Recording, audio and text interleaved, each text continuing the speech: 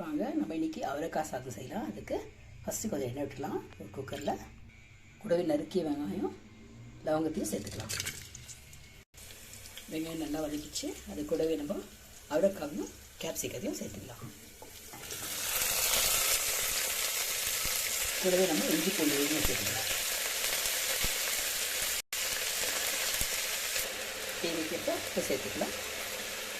கொஞ்சம் உப்பு கம்மியாக தான் போடுறேன். ஏன்னாக்கா அது விஜய் கார்லிக் பேஸ்ட்டு நான் உப்பு கம்மி வருங்க. அதனால் கொஞ்சம் உப்பு கம்மியாக போட்டுருக்கேன். கூடவே ஒரு கப்போட கெட்டி தயிர் சேர்த்துக்கலாம். ஒரு குழி கண்ணியோட மிளகாத்தூள் போடுறேங்க. உங்கள் விருப்பத்துக்கு ஏற்ற மாதிரி காரத்துக்கு கூட போட்டுக்கலாம், இல்லை கம்மியாக போட்டுக்கலாம். மஞ்சள் தூள் சேர்த்துக்கலாம். கூடவே தக்காளியும் சேர்த்துக்கலாம்.